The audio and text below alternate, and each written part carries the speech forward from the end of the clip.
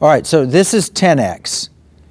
Is the answer then fire 10X till they get their act together and hire another voting machine company? No. A lot of people would hope that it would be that simple, but I see ESS. That's a big one, right? Here's ES&S. Yeah. So all of their systems are compromised as well.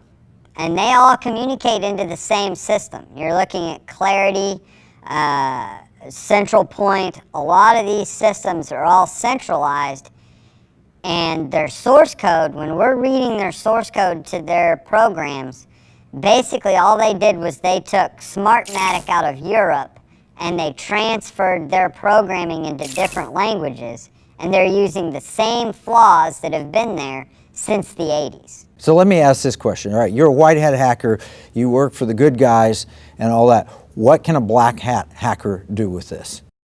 With the tool sets that are out there, just on open source, these entire systems could be compromised in seconds.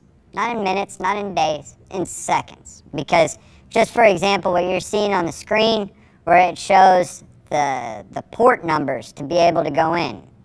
Well, if I'm scanning that website at that port number, I can then watch what it's communicating with. I can do a Google search and say, what normally uses that port? And then you start finding your exploits to be able to get into it. Well, in this day and age, we now have artificial intelligence that if I put all of those website addresses into AI hacking software, it'll all do it automatically for me. Okay, so I just got this. This is all after the fact stuff. This is, here are the poll workers, and you can compromise poll workers, I get that. But on election day, aren't the voting machines physically separated from the internet and all of that? Aren't they secured and stored securely and all that? And you have cards that come off them, and you just read those. If you keep it completely off the net, doesn't that protect the voter? Doesn't that protect the integrity of the election? Do you use Android or Apple at all? Yeah, everybody uses either Android or Apple pretty much. You know, for the most part, all of their software is written to be used on Android and Apple. So if I go and I get an Apple tablet and I put software on it, that means all of the known vulnerabilities for that tablet are then subject to being attacked. Now, all of these pieces of equipment require a Wi-Fi signal to report information back. Right. So now you're looking at man-in-the-middle vulnerabilities.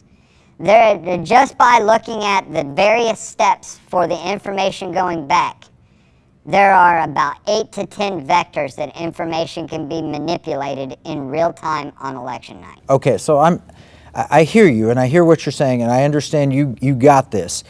But I have in my head a vision of, here's a machine, a voting machine. I walk in, I get my code, I punch my code in, it goes on a card. Somewhere in my machine there's a card. They take the card to a secure location, they plug the card into a secure, separated from the internet machine. They look at it one time and they say, that's the vote.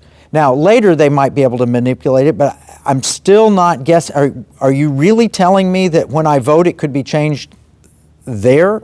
What I think what he's telling you and looking here is that it's going to go to 10X or to ES&S or to HART or to Dominion or any of those people, their databases.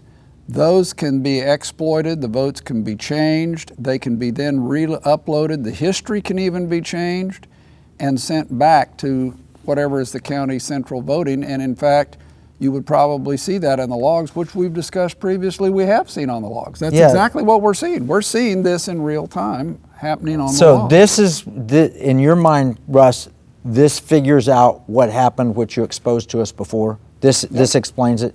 Yeah, in fact, it even explains the timestamp mismatch issue that we were wondering about, because people who are not loaded into this thing are coming into it and they don't match up on their machines from a timestamp point of view, and so it prints out a timestamp mismatch, and it's an indication that things are being changed.